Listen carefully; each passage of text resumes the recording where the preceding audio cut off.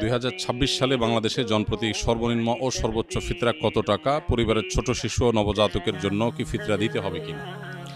ওলামায়ে আহনাফ, অনেক ওলামায়ে কেরাম বলেন যে ফিতরা যদি টাকা দিয়ে, পয়সা দিয়ে দিলে গরিবের আরো বেশি উপকার হয়, তাহলে সেক্ষেত্রে এটা দিয়েও দেওয়া যাবে, কিন্তু মূল লাইনটা হবে ওই খাদ্যকে কেন্দ্র করে। কথাটা বোঝা গেছে? তো সেই হিসেবে এই বছর সম্ভবত 110 টাকা সর্বনিম্ন, কারণ যে ফিতরা তো কিশমিশ দিয়ে দেওয়া যায়, গম দিয়ে দেওয়া যায়, খেজুর দিয়ে দেওয়া যায়, অতএব ভ্যারি করে। যখন আপনি সবচেয়ে ভালোটা দিয়ে দিবেন, পরিমাণও কম বেশ আছে, এক একটা এক পরিমাণ, তো সবচেয়ে ভালোটাতে যখন দিবেন তখন দাম অনেক বেশি হবে। এই জন্য সর্বোচ্চ ফিতরা এবার ধার্য হয়েছে সম্ভবত 2800 টাকা, আর সর্বনিম্ন 110 টাকা। আর ফিতরা দেওয়ার ক্ষেত্রে বাচ্চাদের পক্ষ থেকে ফিতরা দিতে হয়।